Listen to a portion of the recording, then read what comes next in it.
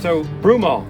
All right, there's a couple of names we're going to mention probably several times today, and I'll introduce them to you. You probably have all heard of Broomall, and if you didn't know that the town of Broomall in Marple and other places like Broomall's Run are named after John M. Broomall. He was a guy worth admiring. He's known as the first president judge of Delaware County, but he was only judge for 1 year. But he was a lawyer. He was a entrepreneur. He was a U.S. representative from 1863 to 1869. He advocated for the Civil Rights Amendment of 1866. He also went to the Women's Convention the Constitutional Convention of 1873 for the state of Pennsylvania, and he advocated for the women's vote. Did not happen at that point. So I think, in my opinion, he's generally a good guy for the 19th century. And he came to media in 1860, came up from Chester. He was involved, did a lot of investing. He was involved in the industrial birth of Chester. At the beginning, it was a sleeping village, and then it became this huge industrial center, and now, of course, it's in its sad post-industrial stage, hoping for a revival. And that year, 1860, is when this little boy named T Chalkley Palmer, we're going to mention him a few times, was born. He was born in the house at that little mill seat, which is now where Aqua PA has its water outtake. If you look there, there's some old buildings there. And I don't know if the building he was born in is still there, but so he grew up to become an industrial chemist, but he was also very interested in natural history, as was John Broomall. And may have been that house. Okay. But it's one of the houses, the original Miller houses that was there, that sadly this was torn down within the last 20 years, I want to say. Yeah, they've really changed that. Sadly that had been preserved up to that point, but this sweet little mill house. But as a boy, he explored this valley that John Broomall bought all this property in 1860, and T Chalkley Palmer was born, and then as he was growing up, he explored this valley, and it inspired his love of nature. He was a very accomplished naturalist, and the two of them, both John M. Broomall and T Chalkley Palmer, were presidents of the Delaware County Institute of Science, and T Chalkley Palmer for 40 years, from the time John Broomall died in 1894 up till 1934, when T Chalkley Palmer died. And so that's a little bit of the background before it became a park. Stephanie's going to talk about the park. Yes. So we have these important figures, being John M. Broomall and T Chalkley Palmer, and I'm going to introduce you to two more figures. I'll be covering a lot of the park history today, but there's also a lot of really fascinating pre-park history. But part of the park history was, Walt's in front of it. So this plaque, as it describes, this park was donated in 1935, and actually work began on it it was donated officially on Halloween 1935, so that is its birthday. And it was by George and Eleanor Butler. They lived in the house previously lived in by John M. Broomall, still standing. It's the beautiful stone structure up on West Street. This is George and Eleanor Butler in 1902. And when they donated it specifically to be a bird sanctuary and arboretum, and it's actually specified in the deed that the land be kept in as natural a condition as possible. So they were really doing this to save, habitat for wildlife. It was very important to them. And when they donated it to Delaware County, it was actually the first park owned by Delaware County. So this kicked off, it was, a few years later that they opened up Smedley Park, which was originally called the Hemlocks, and it sort of kicked off the donation of other land. But this is where it began, and so they started work on this park, and the original stone structures and all of the original paths and the pond that we're going to visit at the bottom, all of that was laid out and put in by the Works Progress Administration, which was a Depression-era jobs program. And because of the elegance of all these amazing structures that they laid in, and because of the really rich history of community events in Glen Providence Park, in 2002, the park was determined eligible for the National Register of Historic Places. Sadly, that information fell flat. Nobody ever did anything with that. Apparently, you have to take another step to actually get it on the National Historic Register. And because enough time passed by the time we learned about this, that designation had expired. So we made an effort to get it redetermined eligible for the National Historic Register, but the bar had risen, and so the efforts are still stalled. But we may reinitiate that. But that would be while I was with Friends of Glen Providence Park, that was something that we worked on early on. So a lot of research ensued, but these I think Walt says more about these. Has more to say about these structures. So these structures, these beautiful structures, are made from the local stone. So I have to tell a little story about the geology as a geologist. My signature contribution to these walks. So does anybody know what this rock is? What kind of rock this is? It's schist. Yes, and you can identify it because it has, well, kind of a circular explanation, but it has this schistose texture. In other words, it's wavy and lineated, and it has mica in it. And the degree of mica in here, I think it's reasonable hypothesis that this is from the Media Quarry from the other end of town, because it's highly micaceous schist. This is the geologic formation is called the Wissahickon schist because this rock formation was first identified in the Wissahickon Valley of Philadelphia. And this is the first time I've really looked at this so closely, and I can also point out this is not schist here. This dark rock, which adds some very nice little contrasting elements to this wall, very aesthetically pleasing. It was very deliberate, obviously, because it's kind of symmetrical on either side. This is amphibolite, and this is actually metamorphosed basalt from lava flow, and Wissahickon schist is metamorphosed mud. So where did the mud and the lava come from? Well, starting about 430 million years ago, around this spot, and elsewhere in, we'll just say, what's now southeastern Pennsylvania and other parts of the East Coast, a volcanic island chain began to collide with the prototype, or the proto-North America, the original continent, which was a little bit smaller because a lot of other stuff glommed onto it since then. And that volcanic island chain collision was the first of three major collisions with what we now consider the east coast of North America, and which led to the formation of the Appalachian Mountains.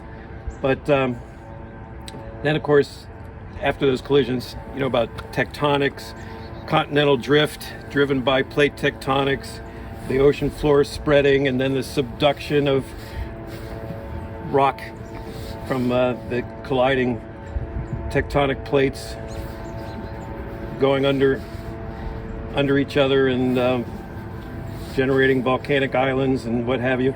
So all that was happening here.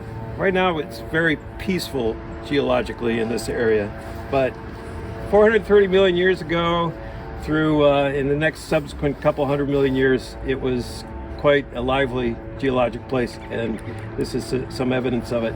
And T Chalkley Palmer, told you his name would come up again, in the 1880s, I guess he was in his late 20s by then, but he had given a lot of thought to the valley here and what its origins might have been, and who its current inhabitants were, and the flora and fauna. And he noticed that Scroggie Valley, right here, we didn't mention that. Did we mention Scroggie yet? No, not yet. Yeah, okay. Scroggie Valley, more on that later, had this northeast, southwest directionality, as do a lot of geologic features in the area. And he speculated then that it must have been due to some ancient force. And this was pre-understanding of plate tectonics, so there was this whole idea that sediment would build and the Earth's crust would grow unstable, and there was kind of a seesaw effect, and that's how you got mountains and valleys. But he was right in that there was some kind of force that was perpendicular to the northeast southwest directionality that caused that, and that was the collisions of the volcanic island chain, a small continent called Avalonia, which then became parts of Newfoundland and eastern New England, and then the rest of all the southern continents called Gondwana land. That the whole western end of Africa collided with us, and that's really was the culmination of the huge mountains that were here. The actual mountains, see, the Appalachians now are just the sediment that shed off the mountains and what's left of it that got wrinkled up and differentially eroded, and some of the rock is higher and some is lower. But the real mountains were here, and they were about as high as, could have been as high as the Himalayas, definitely as high as the Andes. And we know that because these minerals, the mica, only come about under huge temperatures and pressure. So this rock was deep miles below the surface when they were formed, and then are subsequently exposed by the hundreds of millions of years of erosion since then, when the supercontinent that was formed by all these collisions, Pangaea, split apart, starting about 200 million years ago. So that's the geologic framework of why we have a valley here. So, Walt mentioned Scroggie. So, probably the most fun thing that we discovered about what is now called Glen Providence Park was actually, so when I was first researching, when we first got involved with Glen Providence Park in 2011, I was just researching anything about the histories or anything about the land. Boy, was there. Came across a ghost story from the 1700s and a witch story from the 1800s, written by, the account was written up by Dr. Anna Broomall, who was the aunt, a doctor at that time, the aunt of John M. Broomall. I thought it was one of his daughters. Was it one of?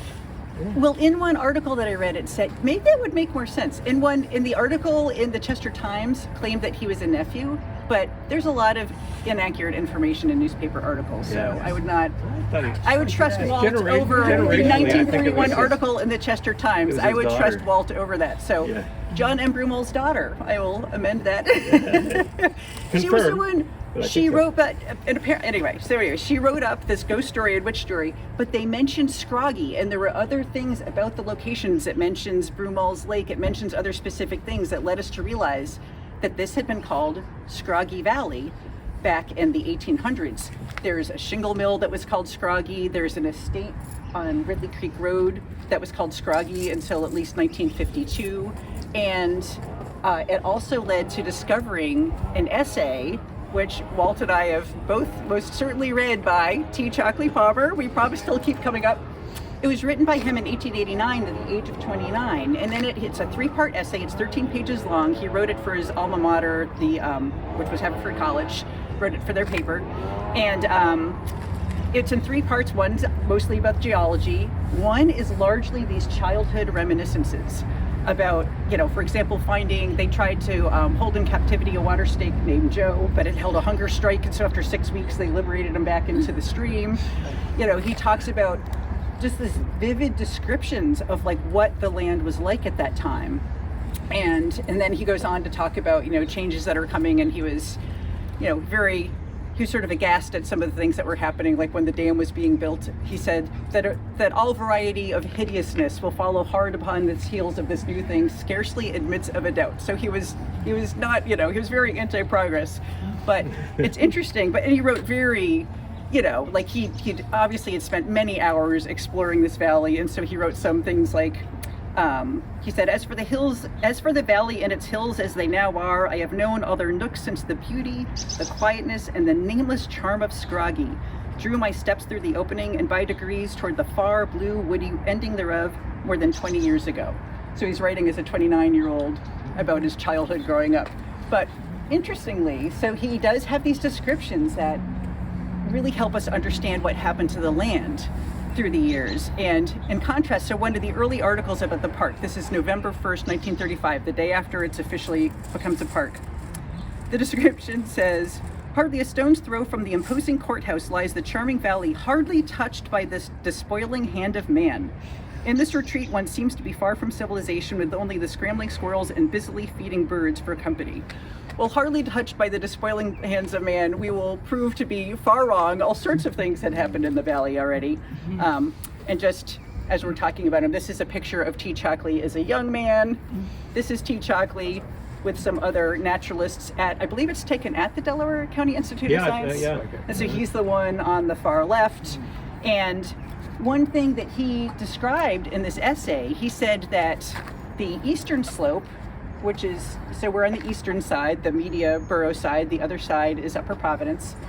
He said it was continuously wooded with oaks and chestnuts. That would be American chestnuts, that was long before the blight, and we will get back to that. He said that the far slope, the Upper Providence side, was nearly devoid of trees. So it's wooded today, right? Well, in 1939, from this is a horrible newspaper picture, but you can see that the far slope, clearly, you're seeing a meadow on the other side that you cannot see today because of the trees, even in the winter, or even in the late fall with the trees down. This picture is from the 30s or 40s when it's already a park. So here we are looking from the main entrance. There's a little park guardhouse, which we'll get back to more about that. And once again, you can see the meadow clearly on the other side. And there are a couple more pictures just for fun. Here's another one. This one's actually from 1950. You can still see the meadow. And this is an aerial photograph from 1937, where we'd be standing here and you're looking down the meadow. You can see the pond has been put in, which is man-made. It was put in by the WPA for the park. You can see the, Broomall's Lake above. And it's just much more, there's much more meadow around than, well, before the development went in across the way, that had grown in with pine trees. But I think it was probably mostly, there wasn't a lot of woods before that. So anyway, it's really interesting to see the progression of land, which we will continue to talk about. And question, do you know where the word Scroggie comes from and what it means? So I think it means, well, we've looked up the meaning. Doesn't it mean Scraggly. Like a scraggly place? It's a Scottish word. Scottish word, and probably was taken from Sir Walter Scott, because a lot of places back in the 19th century, he was widely read, and they romanticized places by naming them with Scottish names. And the earliest mention that I've found of the name Scroggie is, I think it was, I can't remember if it was an 1840s article, but definitely by 1851, where there was a shingle mill, which we'll talk about, which burned down in 1851, and the location was called Scroggie. So it was the Scroggie shingle mill, which was right by the Scroggie estate, which is a house that still stands that we'll be able to see from the park. And then Scroggie Valley, as T Chalkley Palmer called it, living here in the 1800s.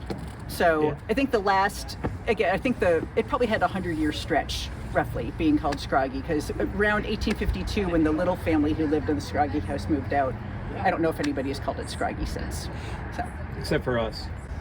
Except for us. Yeah. Well, the darker stones, would they have come from Media Quarry also?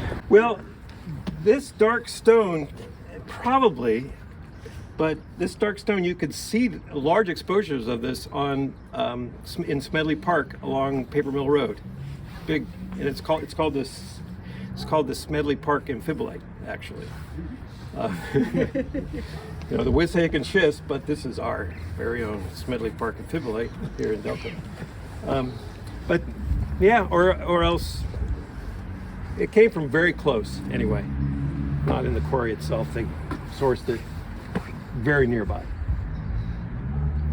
Okay. All right. So here we're stopping at the kiosk so I can point a couple things out. So there's a history timeline. A lot of what I'm talking about today, I would say most of what I talk about today, you could probably find a lot more information if you can find the history timeline on our website go to the history section and then look for the timeline and then click on that. And here I'll just show a couple of pictures. This one's from 1976, which shows, so it's looking from basically right where we are, shows a woman, running up the hill. And you can see, and this picture's from 1950, this white oak tree, which was well over 200 years old. We can't say for sure. We measured its circumference and we knew its diameter, so we could do the formula, but it was, since it grew in a field, there's a formula that you can estimate the age of a tree, but it applies to like wooded conditions.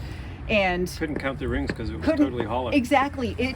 So this is crazy. There were concerts for years when it provided this amazing shade, this sprawling canopy, and so people would be sitting under the tree during these concerts. Little did we know that it was completely hollow. So it came down during a nor'easter in March of 2018, and thank goodness it came down the way it did, because nobody was underneath it. Yeah, and so there's no way to ever, there's no way to know the age because it was completely hollow. Trunk and branches just shattered all over the lawn here. Yeah, so really a shame. It was a beautiful tree, but we'll go down this way past the stage.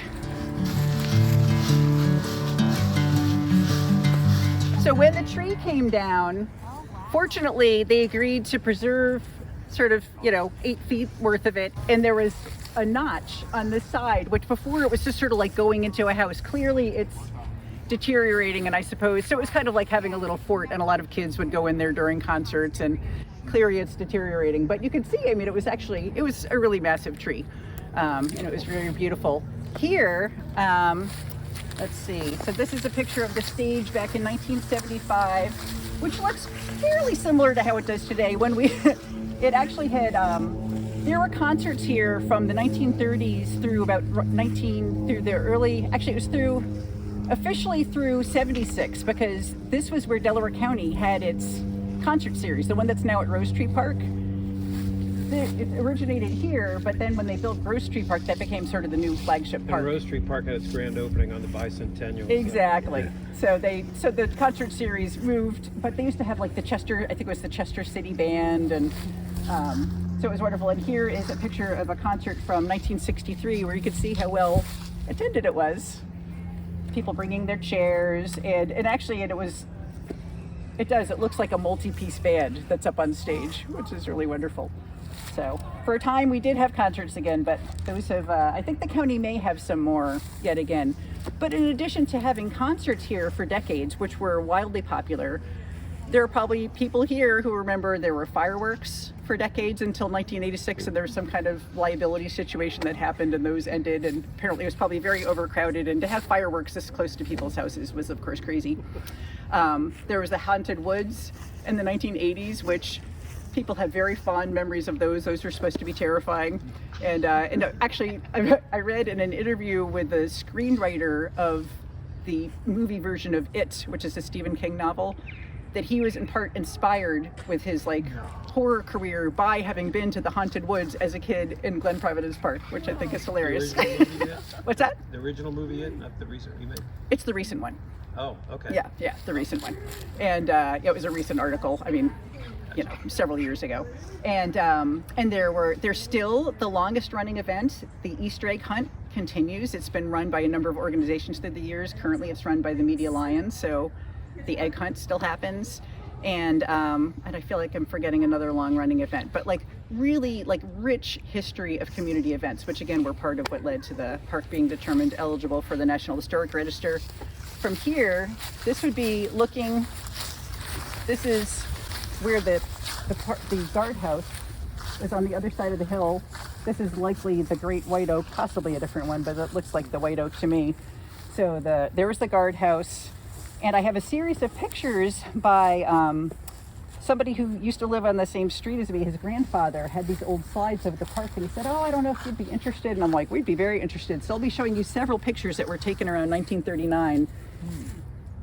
So the guardhouse, there used to be a guard who started working when the park was open, and he worked in this park for, 30 something years. I don't know exactly how long. James Stokes.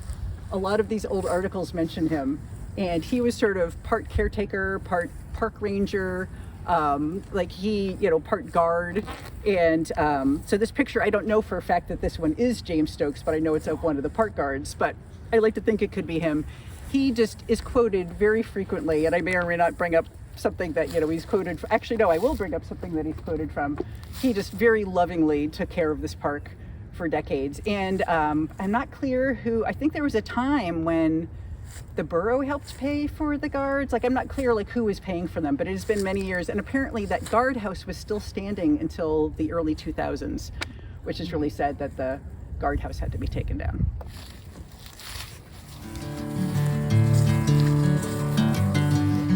So here we are entering a short little spur trail called the 1941 Trail. We named this one the 1941 Trail because, speaking of James Stokes, there's a nature guide that we saw reference to in newspaper articles and then found copies in the Media Historic Archive. So we had it replicated. So this is not one of the originals, it's a duplicate, but it's this little brochure that has a description. It's kind of a walking tour, a self-guided walking tour describing where you can find different plants and ephemeral flowers. It's got a little trail map. So we're coming down here and it starts going down this little spur trail, which is why we named it the 1941 Trail. And it was written by James Stokes, of course. And he says this guide has been prepared as a seeing eye for nature lovers in order that they may enjoy the abundance of shrubs, flowers, trees, and wildlife found in this lovely glen. And he says it's also a natural haven for migratory birds, and they had found more than 90 species. So we are kind of happy to have increased that number. And it was Eleanor Reed Butler who named the park because of its glen-like formation and because it's in the heart of the Providence Township. So it was Eleanor Butler who named it.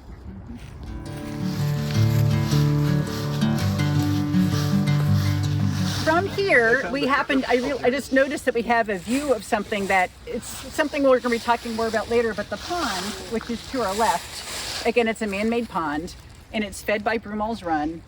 And from here you can see how much erosion there's been at the intake pipes. So, and when we get to the pond, I'm going to show a couple of pictures that show how much higher the stream bank used to be.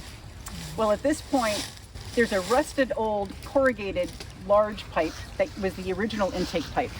But the stream eroded to a point that it couldn't get into that anymore. And by the way, that entire pipe used to be covered by soil. So the fact that you can even see the pipe again means that the bank is eroding laterally as well as vertically. And then the pipe below that, which is like that sort of mint green or whatever that is, that was, I think that was put in the 1980s, which I'll talk more about that later. But even that pipe is now too high for the water to get into by itself. And so there are volunteers who regularly come and sort of help build weirs to direct the water to go into the intake pipe so that the pond can still get water. So it's just something that we happen to be able to see right now. So I'm talking about that a little bit out of order. But what I was going to mention, because it's on this hillside, I had mentioned before that T Chalkley Palmer said that this hillside used to be continuously wooded with oaks and chestnuts, meaning American chestnuts. And in an article from 1935, they talk about, it was actually in June 1935, and they're doing a tour of this land, which obviously they were preparing to donate it as a park, if it seems clear. And they talk about the variety of trees and how it's a natural arboretum. It says unique arboretum on county estate. And they say that there are many young chestnut trees coming up on the land. So one day I was looking at it during an abundant year of mushrooms. I was looking down, I was like sort of scanning the hillsides, off of the path. So we're not going to go there because it's off the path. It's a little bit dicey footing to get to. I was looking down at these sweet little yellow mushrooms, and I was trying to get my footing, and I looked up and I saw American chestnut leaves, or so I thought. And I thought, I must be crazy. They couldn't possibly really be American chestnut leaves. Well, we ended up there are two trees. One's at this point, about 30 feet tall. One's about maybe 20 feet tall. The diameter, a few inches. But we sent the leaves in for microscopic evaluation by the American Chestnut Foundation, and they are pure American chestnuts. They don't yet show sign of blight, but they also don't have any nuts. So it's unclear. They probably will succumb to blight. I don't think they're actually You'll get resistant. stump sprouts. These were small, right? They're like this big around, and about 20. One's about 20 feet tall. One's about 30 feet tall, and pretty far along. I don't expect them to not succumb to blight. Now, interestingly, so this is actually from one of those trees. On the sledding hill, which I forgot to point out, there is a Japanese chestnut tree. So this is a Japanese chestnut, and on a neighboring, actually on what was the Butler property, that still belonging to that property, there is a Chinese chestnut tree. but these ones happen to be pure American. So I'm assuming they will eventually succumb to blight. They've probably just been, isolated, but they're not just growing from a stump. So it's kind of cool. That's very cool. Yeah. Can you tell us where they are? Yeah, they're on this hillside, but it's kind of, even I have to kind of refine my way there. So, and it's, you'd have to sort of like go across the hillside where there's no trail, and they're like roughly behind, I think they're more behind this second house in from the right. But again, I haven't been there in several years. I'd have to re-find it. So the chestnuts are mostly gone, but the oaks persist in abundance. And since oak leaves have a high tannin content, they tend to be the last to rot.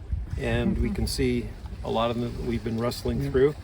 And there is the chestnut oak, which likes drier soils in the uplands. You can see why it's called a chestnut oak, because it's similar to chestnut leaves.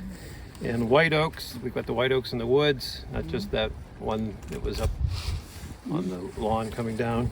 And the northern red oak, probably one of the most common ones.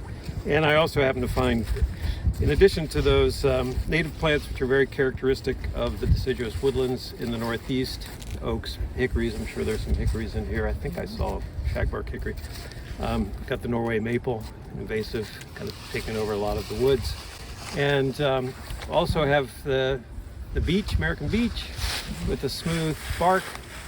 More about one particular beech specimen later, right? Yeah, we'll be passing a notable beech tree. And of course the tulip poplars. And I think the tulip poplars might be more abundant going up on that hillside, which was the bare hillside at one point. And tulip poplars, the seedlings are sun-loving. They're wind dispersed, and that's probably why they got the jump on the other trees where the bare hill was. All right, heading that way. B-E-R-E there. So we are stopping for this particular American beech tree. I have walked in this park a countless number of times, and I was really intensely, I was going through the park like twice a day in the early days when I was doing research. I never once noticed, until somebody pointed out to me, that there is an inscription about 20 feet high.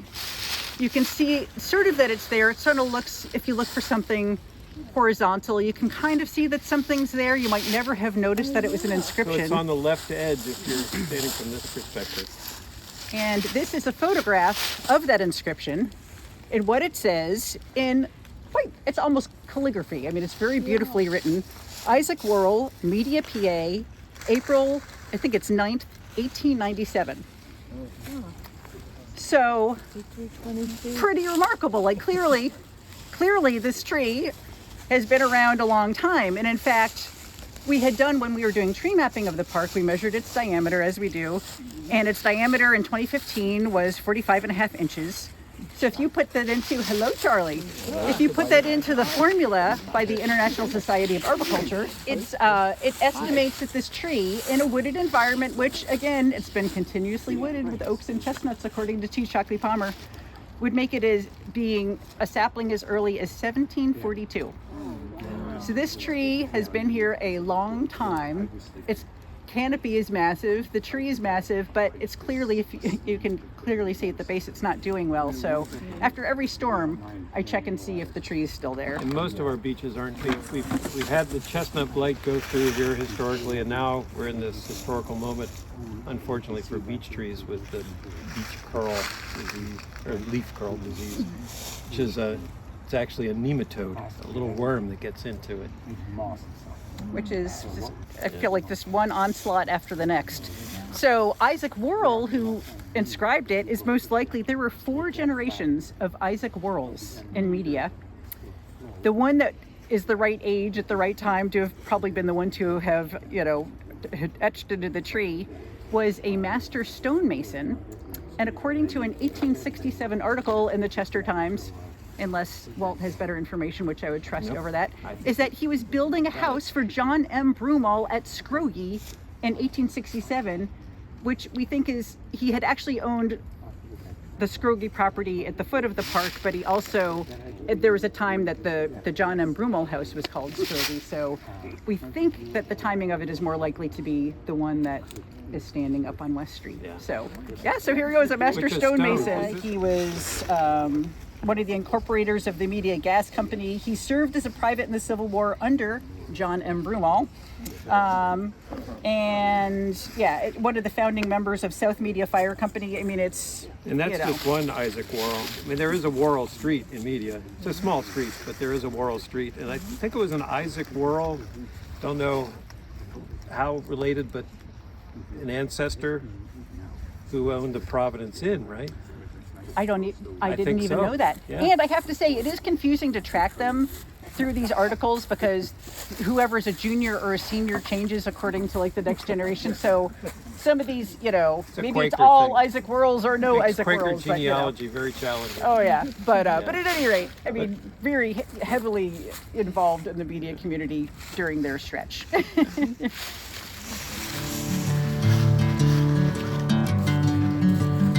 So we are not actually, this path and the stairs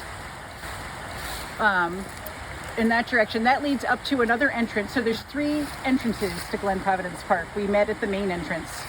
This entrance at 3rd and West, this is a picture we think is from that entrance back from that same, the neighbor who gave me his grandfather's pictures back from around 1939 with this lovely carved entrance, carved wooden, sign, carved letter sign. They're just really elegant. It's a little hard to see. But where we are, this is the site of the former Broomall's Dam, and so there used to be a lake behind it. The lake was put in by John M. Broomall for ice harvesting. But before that, we found evidence. So this is an old 1855 map of Media Borough, and this is a zoom in. And so it'd be a little bit hard to see. You can, come closer if you want to look at it. But 3rd Street would cross here, but 3rd Street didn't exist yet. Around here is West Street. So like we're right. Yeah, at least we're that probably part standing. of 3rd Street didn't exist yet. Exactly. Sorry, the part that crosses didn't exist. I'm sure it existed in the borough. And we're probably right around here where we're standing. And what this shows is a stream. Here's just a regular stream. This is labeled artificial stream, and there's a ram. And then there's a shingle mill stream, which is very interesting because it's more evidence of the shingle mill having been down at the other end of the park. So That was probably the race for the shingle mill, right? exactly. Yeah. So for this article to have said that, this valley was free of the despoiling hand of man, well, there was a shingle mill stream, and some kind of waterworks, because upstream, and I'm not... That was the do you original. know the- That was the original waterworks up in North Orange, not far from Skip's house. Was where the original Media waterworks was. It was on a much smaller scale than the one later that was right along Baltimore Pike. But and the ram is a kind of a pump to drive the water down towards, I guess, where it could be taken out. So there's a lot of sort of early industry going on in this sweet little valley. This is a picture from the Media Historic Archives from the late 1890s of, this is if you're at the lake before it was drained, and looking down at the dam, so it's, from the other direction, this is the ice house. And then this is a zoom in of the ice house. So right around where the stone wall is now, right around there was an ice house standing, because again, that was originally the purpose for the lake, which seems to have only been used as an ice house for a decade approximately. The dam was put in maybe 20 years. In 1880s, and then John Broomall died in 1894, so maybe around 10 years. It was a little supplemental income for John Broomall.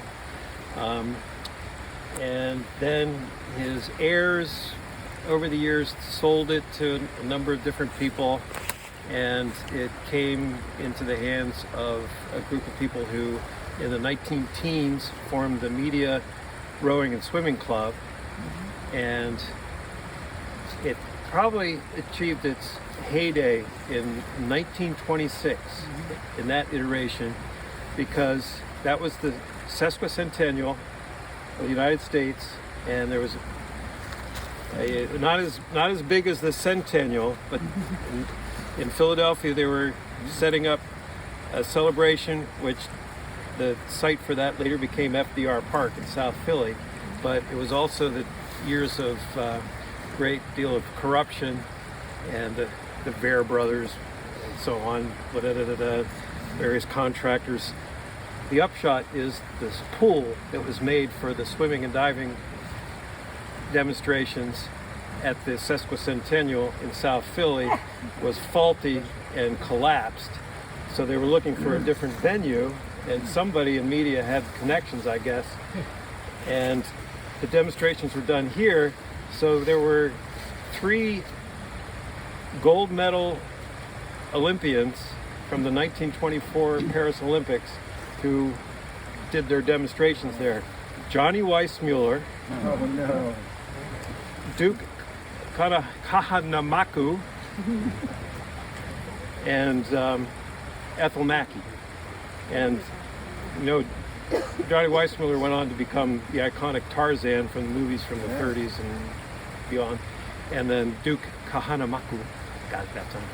He was the one who popularized surfing. I mean, he was a native Hawaiian who popularized surfing. And then Ethel Mackey, she married a rower from California and lived till a ripe old age. I don't know anything more about that. They all lived happily ever after. More or less. I don't know about Johnny Weissmuller. Duke had his challenges too. So- what were the dimensions of that lake in 1924, 2016? I don't know what the dimensions It was a are. lot deeper because they had high dive platforms, and it's silted up. And totally drained since then. But I've read anything from 30 to 40 feet deep. it went far up there. And it got smaller over the years because people would row on it. Well, that's what I'm wondering. Yeah. So, and this is from the Pennsylvania DEP. This is a picture looking downstream from the old dam, so you can't get to the same vantage point because you'd have to be suspended in air. But it's kind of fun to see the old stream and, you know, sort of the wetlands and the trees and everything as they were in 1915 in the valley. And this is a picture of what the dam looked like. So there's a waterfall, you know, high dam. There's somebody standing up on it for scale. And here is, we're zoomed in, so there's the waterfall. And that waterfall was there until they took the dam down, and they partially removed it in 2017 because it had become dangerous. It had years of disrepair. There are postcards of this that make it look very romantic. Yes, they do. Which I almost brought one of those, but I thought I had too many pictures. But right here, this picture, which is actually terrible, I'm not sure you'll be able to tell, but this until just a couple years ago was still embedded in the stream bank. It's a footer for one of the original footbridges. And this is so sad to me. These old rustic wooden footbridges, there used to be several throughout the park. There's only 2 footbridges left, and they're not old and rustic. But this is what, I don't know what order they're in. This was 2 different versions of the early footbridges with, you can see the waterfall in the background, which again, I know it's, you know, hard to tell. They're fuzzy pictures to begin with, and they're just printed on regular paper. But they're just so charming. And so back with that 1941 nature guide, it tells you to go over the footbridge, and there's a fernery on the other side, and actually something that we'll talk a little bit about more, but sort of behind where all of that greenery is, which is probably mostly multiflora rose, there's an old drinking spring. So you'd go past the drinking spring and go along the other side, and you can't walk that way currently, obviously, so we will be backtracking to get back to talk about more of those things. So, hot off the presses, I just learned this morning because as I was walking up West Street to come to the entranceway to the Glen Providence Park, I encountered a contractor who had arrived to that little White House up there. And I've got 2 bits of information I learned. One is true and one is possibly true. The one that's possibly true is that was originally the caretaker's house for the Broomall Scroggie mansion. And the thing that he said is guaranteed to be true is that if you look at it, it's got multiple roof lines. It's a very strange house if you look at it very closely, and especially from the West Street side. It was a practice house for students from the Williamson Trade School. That's amazing. That's wonderful. All right, we will head back towards, back further into the park.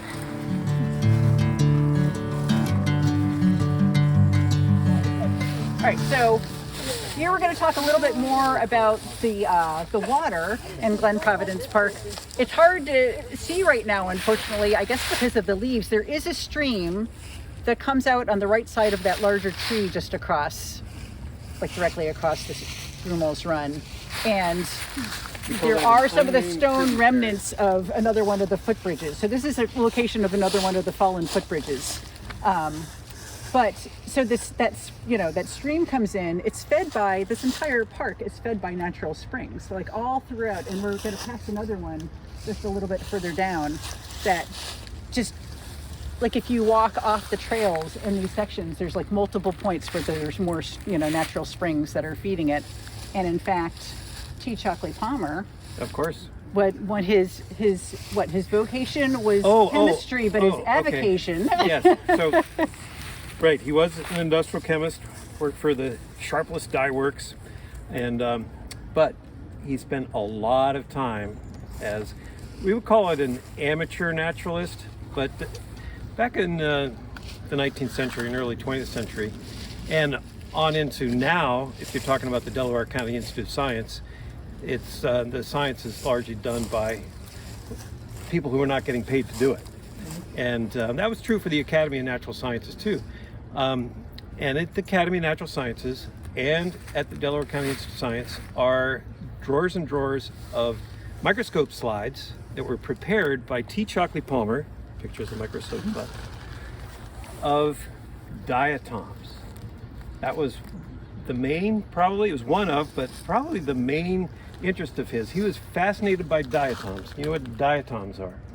They are single-celled algae, and about every other breath you take, the oxygen, this is how we can kind of think of it, that you breathe was created by diatoms, because they are freshwater, they live in the soil, and they live in the ocean in such abundance that about half of the biomass in the ocean is diatoms. So they're microscopic organisms. They're microscopic organisms. You often you can see them as a kind of a green slime, but they are not just slimy. They also they are hard because they're made of the outside of them is made of silica. So if you've heard of diatomaceous earth, which is really gritty, that's dead diatoms. And so T Chalkley Palmer was fascinated by them because he was just puzzling, what are they really? Because they photosynthesize, they're green and they photosynthesize like plants, but they also can move of their own accord. So he said, are they animal, are they plant? And they're absolutely beautiful. They come in a lot of different shapes. Those, they're called tests, which essentially means shell, are just dazzling when you see them under the microscope. And he discovered new species. There was a new species he discovered in what was called, I guess, Palmer Swamp, which was probably what's now the Media Wetlands, Millennium Park. And we saw it at the Academy of Natural Sciences on the microslide. It's a Naviculus socialis because it was a social diatom because they cluster in groups of 4. There are a number of them were collected at Scroggie Spring, so it has to be somewhere along this. There's one that was collected at the Iron Spring near Lake, another one Iron Spring near Broomall's Lake, which will come into play when I tell you the ghost story. And one of them says Broomall's Dam. So he was clearly, like a lot of these slides are from, right where we are. Right. All right, on to the pond.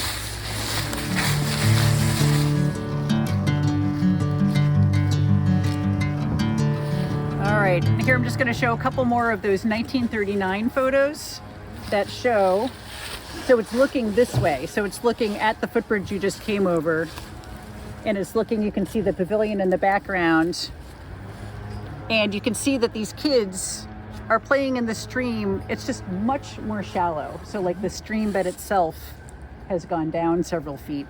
I mean, again, these are not, the originals are not that clear, but here are these kids in this, like this really charming old rustic footbridge. And you can see it again there, and the pavilions in the background. This lake, when it was put in by the WPA, and it was, I guess, worked on starting in 1936. And it was fed both by, the intake pipes, and also by, there's a waterfall we're going to see on the other side that was fed by an underground pipe. It was put in for fishing and skating and... Well, I understand the Isaac Walton League, the fishing organization. Yes, they did. Was involved here, and they introduced from the Ohio River drainage, part of the Mississippi River drainage, a new species of fish to the east, largemouth bass. And T Chalkley Palmer thought this was a terrible, terrible idea. In his writings, he said, it's like the rabbits in Australia all over again. And the local fish will be heading up the rills to escape and then be flushed back down during the rain into the mouths of these monsters. There was a little bit of alarm because there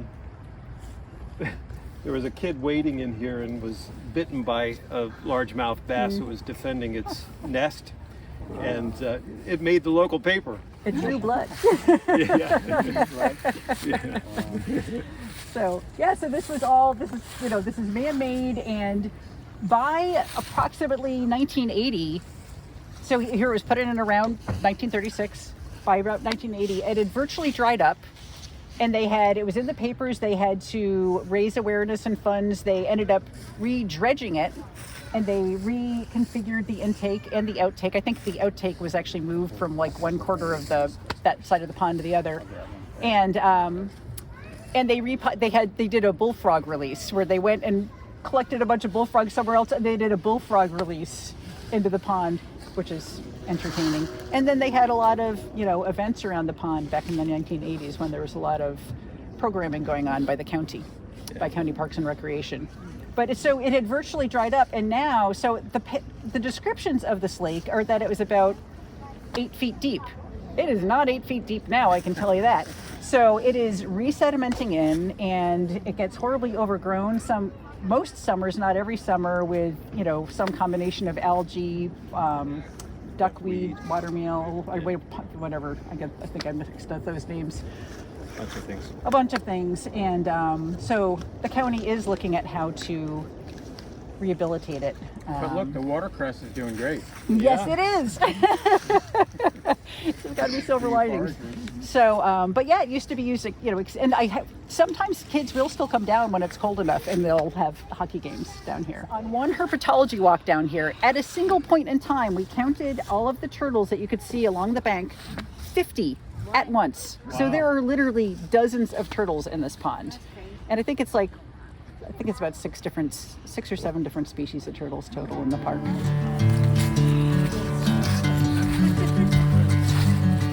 So this is, as the plaque says, it's the Eleanor Reed Butler waterfall. It was actually put in initially when they put the pond in 1936, but in 1949 they sort of refurbished it in some way and dedicated it to Eleanor Reed Butler, having been, of course, the founder of the park. So when it was put in, according to the early descriptions, this was fed by an underground pipe that was fed from the springs at the base of the dam. And so we know that it was still running around 1975, because here the water's flowing. But sometime since then, it's clearly completely dried up. So presumably whether it's that the spring that it was fed from dried up, or whether it's that the pipes underground, crumbled. This used to be part of how there's a pipe that goes underneath the walk. So presumably it was part of what helped feed and aerate the pond. And actually, the early description said that it did help feed it. So the fact that the pond gets so horribly overgrown, it would be helpful if it were more aerated. There was an effort at one point, there was a fountain in the pond that lasted for a few years, and whether it succumbed to vandalism or just not making it through the elements, I'm not sure, but that, that had to be removed. Another thing about Eleanor Butler and her husband George, she is the one she started playing golf after a trip to Europe. And I can't remember what year, I'm rusty on that, but this is a picture of her playing golf in 1896. When she came back, she was so enamored by the game of golf and got her husband George into it. They founded the Springhaven Golf Club, which was the first golf course in Delaware County. So they actually and it used to be near Five Points in Media Borough and is now located in, I guess it's Wallingford? It's, yeah, Center Providence, Wallingford. Yeah. And actually her grandson, who I met a few times, he came to the park and, he learned about this history with his grandparents and golf. He had their old golf clubs and didn't know what to do with them. And so he donated them to the Springhaven Country Club, which still has an Eleanor Reed Butler trophy that they award each year during some tournament. So it all came full circle. But anyway, so who knew that she brought golf to Delaware County? But this, I guess we don't really have a clear view of this island, but as we go past it, this is a very funny picture of the island from 1975, where it looks very different. It's just got these small little plants growing on it, and it's like surrounded by sort of a stone ring, and the water level is all much higher. So that is what the pond looked like in 1975. And we're going to backtrack slightly because we're going to take a path that goes above here. We're not going to go in that direction, but if we were to go in that direction, we're on what's called the Shingle Mill Trail, which will become apparent why. This is the Shingle Mill Trail, and it would hook up with a switchback that goes up to the top to Kirk Lane, to the third entrance, which is the Kirk Lane entrance. And this, I just love this old photograph, again from that same collection from the neighbor's grandfather. This was the entrance sign at Kirk Lane. Like, so just rustically elegant is the way I think of it.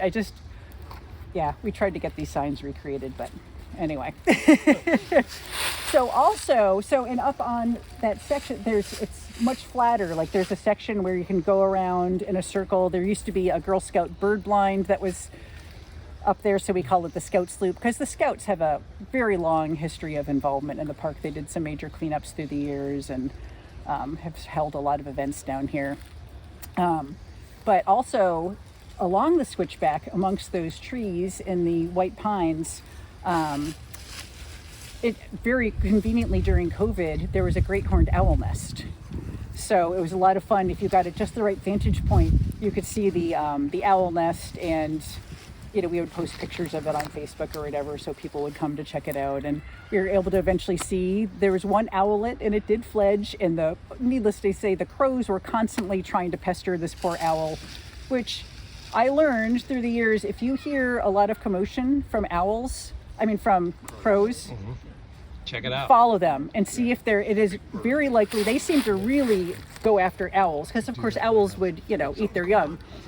And if you hear a lot of blue jays, it seems like it's more likely that it's a hawk, because anyway, the bigger bolder birds can go after the bigger bolder predators.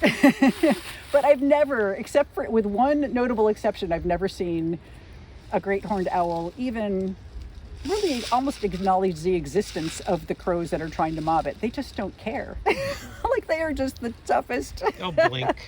They might blink every now and then, might be like, oh, you're still there, but like they'll barely even look at the crows that are trying to mob it. They're just so confident. It's pretty wild. But we are along. This is where I'm going to tell you about the ghost story, because where we are, so here's the previous Broomall's Lake that we just came from, and this is the stream going through the park. The Scroggie estate is on Ridley Creek Road, which is headed that way, which we will get a view of later on. So going through from Broomall's Lake to Scroggie is something that we came across because we were researching Broomall's Lake. We came across this ghost story, which mentions both Broomall's Dam and Scroggie. And it turns out, again, erroneously listed as the aunt of John M. Broomall. Dr. Anna Broomall wrote up these stories. This was articles from 1931. So he found these stories in her papers when she died and shared them. And she says, and by the way, Dr. Broomall, so she was an active member of the Delaware County Historical Society. She had the position of curator of the museum in the old courthouse on Market Street, which not sure what that was. But she was, very involved, did a lot of historical research, and she wrote about ghosts and witches. So she says, back in the early days of this region, before civilization had turned too strong a light on things occult, the neighborhood was peopled with its full quota of goblins and ghosts and witches. So the ghost story, this one is from the late 1700s.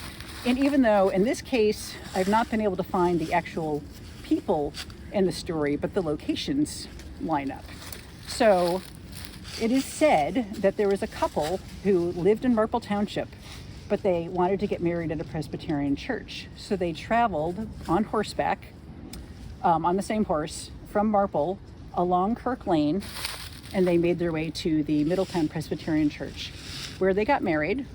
That went well, but evidently, according to the story, some kind of quarrel must have broken out on their return trip, because her body was found nearby and he was never seen again.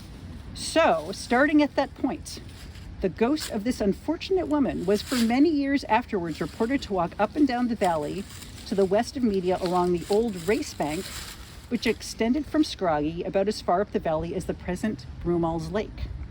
The remains of this race bank are still visible. The ghost was reported to have been seen by many people, and every night was said to appear punctually at 11 o'clock. So, sometime afterwards, years later, a man's badly decomposed body was found by the Iron Spring, which may be based on evidence from other articles and T Chalkley Palmer talking about the Iron Spring near Broomall's Lake. It may be the same as the drinking spring, because some drinking springs were also Iron Springs were supposed to be therapeutic or something. So at any rate, it may or may not have been the drinking spring, but it was somewhere in this valley. So his badly decomposed body was found, and shortly after finding of the body, it was reported on good authority that the ghost of this unfortunate was also taking nightly walks on the old race bank. So now you've got two ghosts. The two apparitions were said to walk back and forth in opposite directions.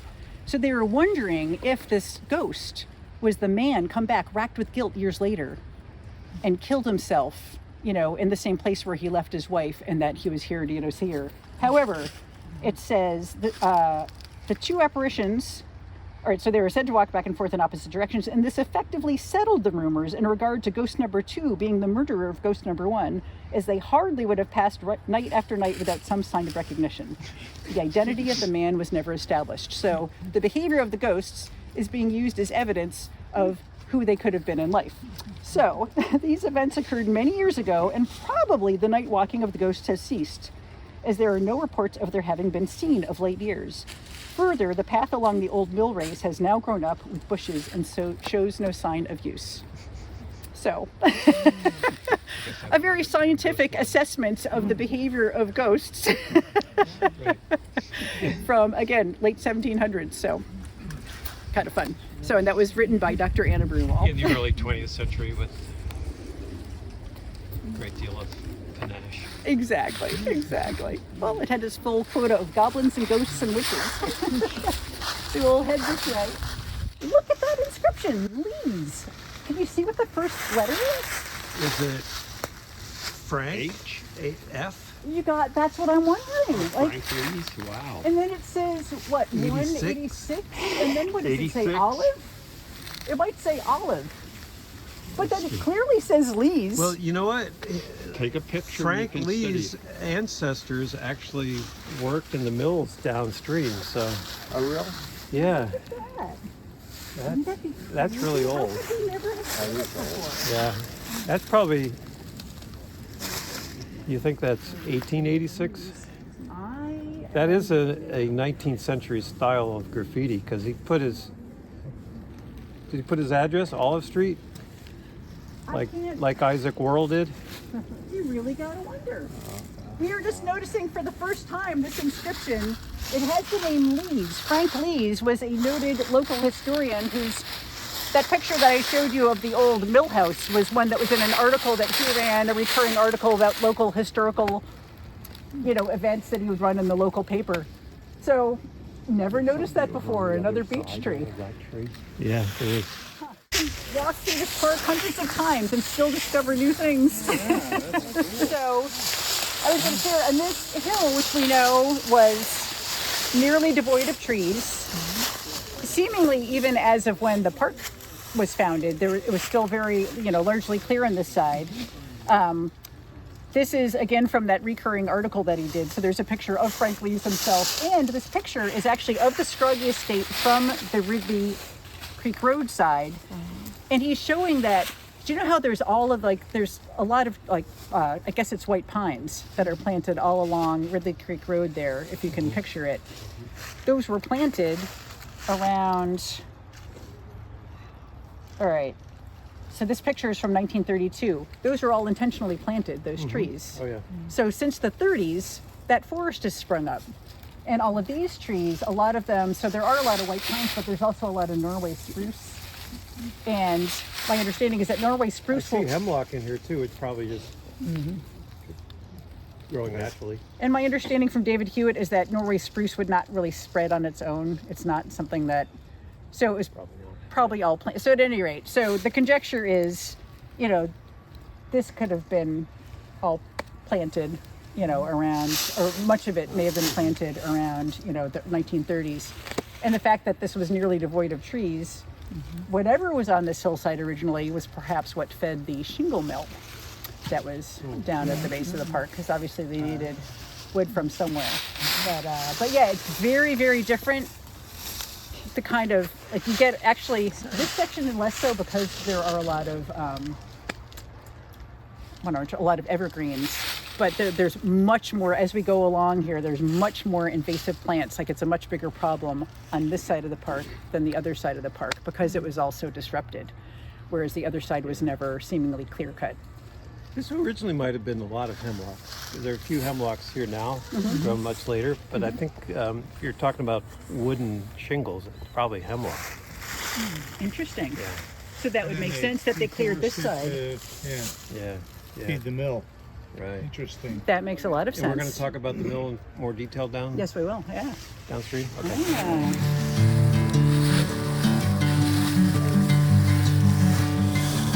Okay, and here, near one of our actual, remaining trail posts, which again, hopefully all of them will get reinstalled. But you can see where the Shingle Mill Trail loops around. We cut off a big loop of it. This is the lower part of the Shingle Mill Trail, which actually I think would put us more officially on the Ghost Walk as we're standing. And that's, we just took the shortcut. So this one is named the Shingle Mill Trail because we believe at the U-turn of this trail is where the shingle mill was. And there was actually a photograph that was shared on Facebook of all places on one of these history pages that was labeled Lumber Mill on Ridley Creek.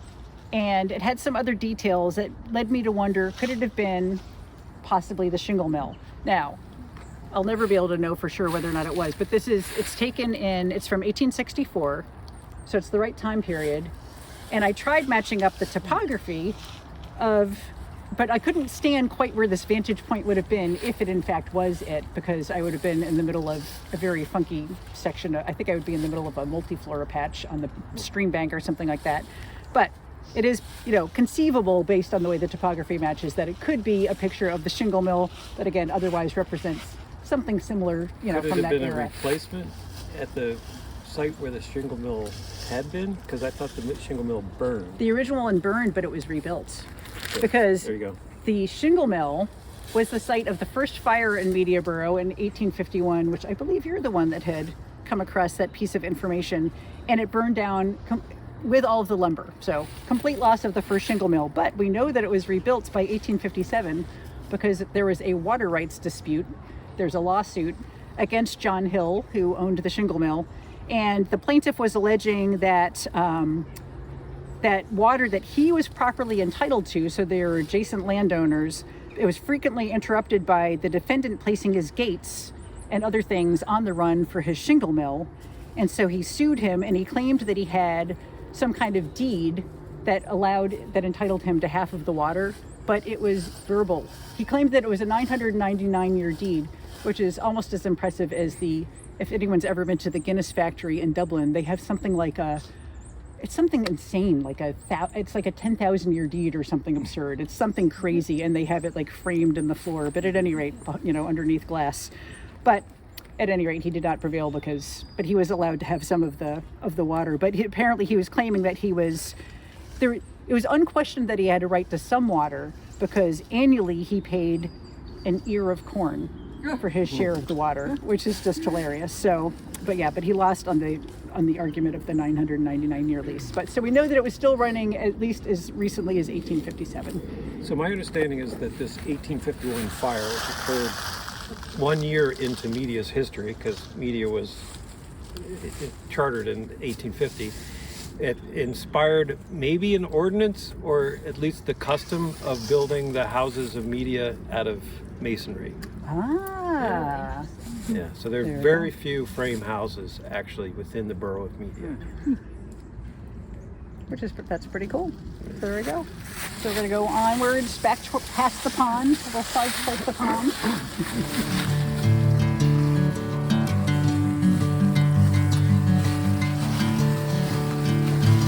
So a couple more things about the pond. One is that the ducks on the pond used to be like the town's pets. People would come and feed the ducks. It was a big thing. It's in the paper. And there is even a duck from the park that was arrested. So back in 1956, so you can imagine the time, the headline, which went into some other papers like in the country, "Duck slapped in town clink." Because apparently this duck escaped the park, was making a ruckus in town. It disturbed the neighbors. They called the police. They put it in jail. It spent the night in a jail cell, and then they returned it to the park the next day. And James Stokes, who is mentioned in a lot of these old articles, says he's the park's caretaker who sprung Mandy from the clink the next morning, said, "We've got a pond, good feed and conditions ideal for ducks. I can't understand Mandy," because it was Mandy the duck. Rogue duck. A rogue duck. So a duck that was jailed. And I stopped where we did because, so I mentioned that the pond was put in for skating and I don't think it was ever for swimming, but it was for skating and fishing. So in the winter, skating was very popular, and apparently, according to a 1937 article, in the evening, the big kids would skate at Broomall's Lake. But the smaller boys and girls skated in the lake in Glen Providence. It is safe there for children, and the watchman sees that they are not in any danger. And I actually had read separate accounts of like the watchman having hot chocolate and that sort of thing. And they actually had lights strung around the pond and maybe on some of the trails for the nighttime skating. And one of the fixtures is still in that tree behind you. So it's like just so like it's like Norman Rockwell, it's like thinking of this really, on the surface innocent time. It's never an innocent time, but just the vision of coming down to the pond and the night, and James Stokes is taking care of the kids. So it's all very sweet. And they did also with the Walton League, they would also have fishing derbies. So a picture I did not get my hands on in time for this, somewhere in my computer, there were kids completely encircling the pond as part of a fishing derby. So they would have these fishing contests, and I can't remember what the prize would be, but they would specifically stock the pond for the fishing derbies. So it has quite a history of human use.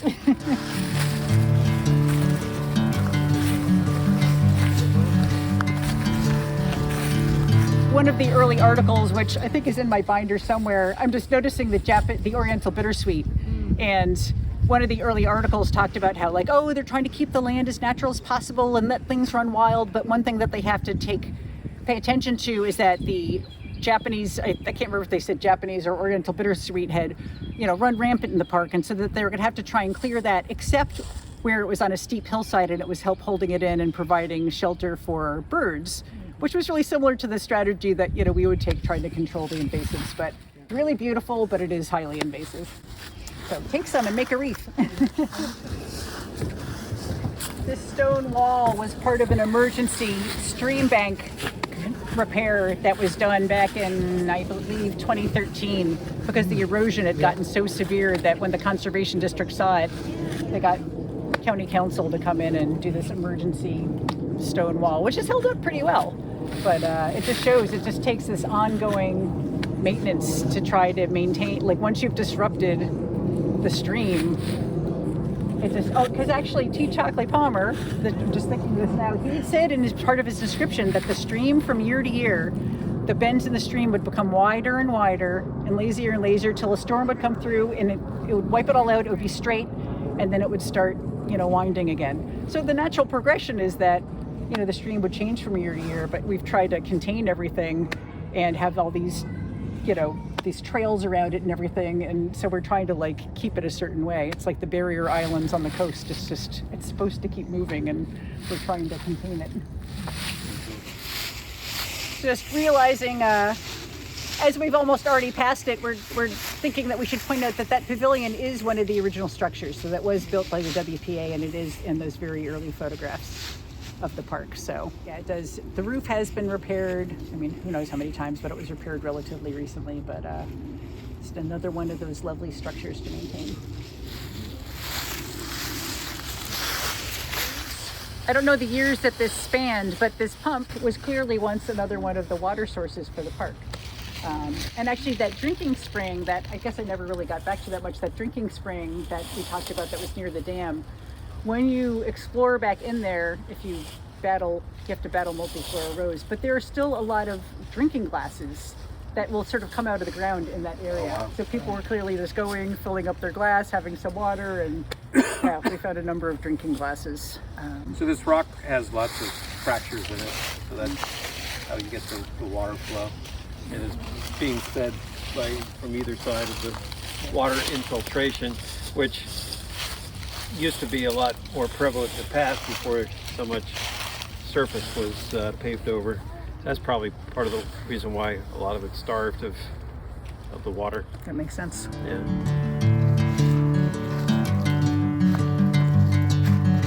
Hard to gather around in places, but we are in view of what was called in 1936 the Glen Providence Nature Oddity.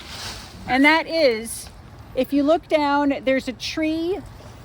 It's actually 1, 2, 3, it's 6 trunks, possibly 7, growing from the same base down there. They are sycamores.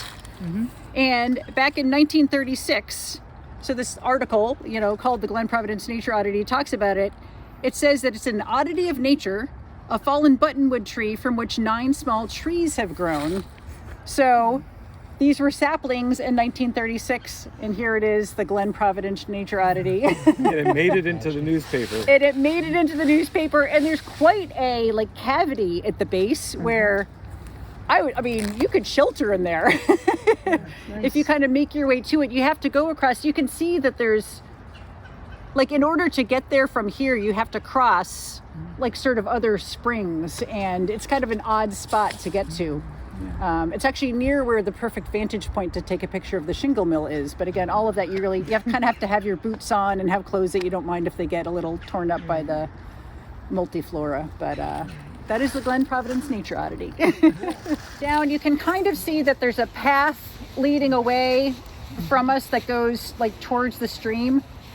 That actually is the location there used to be as a part of all the original footbridges. They describe a 100-foot boardwalk that goes over the wetlands down here and crosses the stream. And we believe that there's sort of a tree there, but we believe it may be a post from the original. It's possible it's a post from the original rail, but that is where that's the circle that used to exist across the stream down there, which we would love. If somebody won the lottery, we'd love to have all of these original, rustic footbridges and boardwalks and everything restored. It would be really charming. And we are almost at the point where we'll stop to take a view of Scroggie.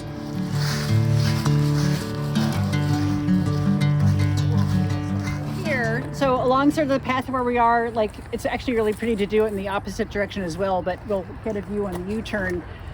But along here, we have a view. I think this is the prettiest trail in the park. You just get the mountain laurel is gorgeous, doesn't bloom as well as it used to. Sometimes it doesn't bloom at all. It's not doing amazingly, but this is why it's called the mountain laurel trail. But you have this view of, that's a spectacular sycamore. This closest house is more, the most recently built. Then there's a house behind that has the red trim on the windows. The one behind that is the Scroggie estate, and that white fence belongs to it. And there's actually, from the Shingle Mill Trail, from the U-turn that we didn't take, there's a path that actually leads to it. So they kind of have their own private entrance to the park. So this is a picture of the original Scroggie house. This is from 1861.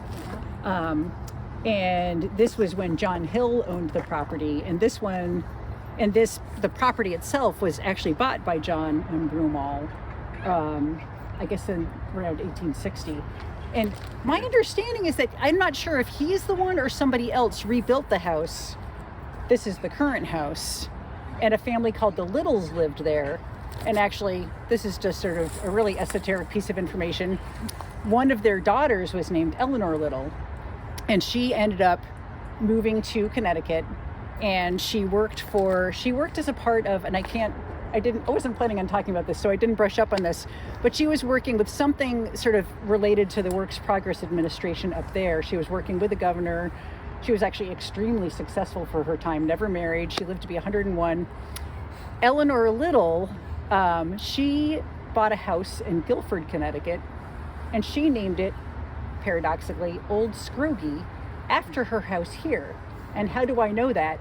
Because to my shock and amazement, when I was going through my grandmother's letters, I found a letter that mentioned Old Scroggie, and I thought there couldn't possibly be any connection. But they were friends with this woman, Eleanor Little, had visited her house. My grandfather had photographed it, and he talked about how charming the house was, and my grandmother aspired to have a house like that someday, and talked about how she had grown up in Pennsylvania and named her house after it. And in the Eleanor Little papers, which are on, they're at some, I can't remember what repository, it gives her biography, and she grew up in media, and she grew up in this house.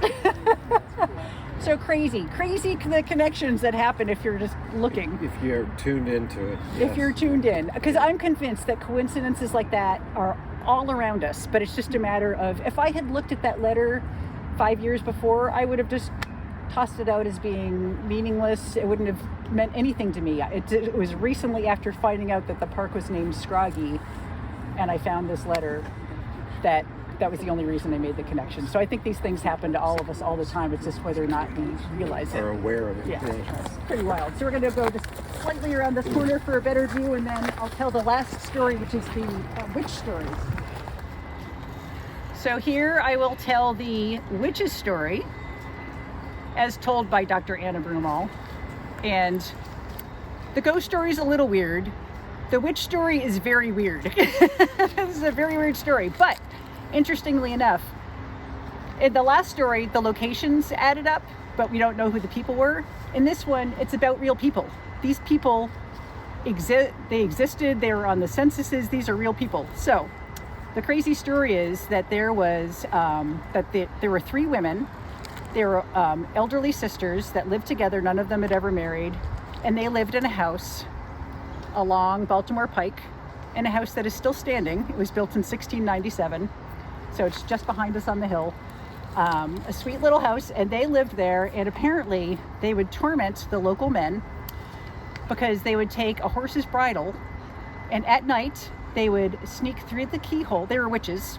They would sneak through the keyhole of men's doors, put the horse's bridle on them, which would turn them magically into a horse for the amount of time that the bridle was on them, and then they would ride the person overnight on what is, I believe, to be the Scout's Loop. It talks about exactly where it lines up. It talks about what it's across from. So the flat area that is the Scout's Loop in Glen Providence Park was the witch's ride, or like, so we think. So they would ride them until they were exhausted, and so then it is said. So it is said. So it is said. So then they would, they wouldn't torture them too long. Sometime during the night, they would, take the bridle off. They would return into being men, and so they were relieved. Well, at one point, they decided to do this to Seth. I think it's Seth Levis. Yes, Seth Levis was an old miller. Again, he definitely existed. He's on the census and everything. He lived in that house. Yeah. Possibly the same one where T Chalkley grew up. Yeah. May or may not have been the same house. Previous owners. Yeah. And so this is in the early 1800s. So one of the witches decides to, torment him, sneaks through his keyhole, but unbeknownst to her, he was not really asleep. So he grabbed the bridle from her and put it on her instead. He's like, I'm gonna show this person, I'm gonna show this witch, after tormenting all the local men. So he rides her throughout the county overnight. The next day he realizes, like, oh, that horse doesn't have any shoes. Takes her to be shod. Takes her to the local blacksmith. So takes her to be shod, rides her again the second night, and then says, okay, that's enough torture, and takes the bridle off, and she returns to human form. I told you this one was weird. So then at the end, so then he, theoretically brags to his friends. It says, we can be sure that friend Seth told the story of his venture with great relish to his friends. Of course, there were many who doubted his story, but its truth was strangely confirmed by the fact that one of the old women fell violently ill, and the doctor, when questioned, admitted that he did not understand the case. He was greatly puzzled over certain wounds on the hands and feet of the patient, which were only accounted for when Seth's story became known. That's weird. Yeah, that is profoundly weird. So Anna Broomall must have been quite the character. she must have been quite the character. I mean, the way that it's told is just wonderful, isn't it? It's just So there's a book called The Papermakers, which was by a local historian, Jane Levis Carter. And in it, and I've got to go back and reread the reference, so it's been years since I've given this talk, but she did talk about two elderly sisters living in the still standing low stone house halfway up the present day Media Hill on Baltimore Pike. So she references those sisters, and of course I know I showed it before, but that is the Miller's house, which is probably the same one. But where did she say they were witches? She did not accuse them of witchery, so I don't know. You be the judge. So that is the witch story. Unusual for the century that it was told. Yeah. And that is the last of my official stories to tell, but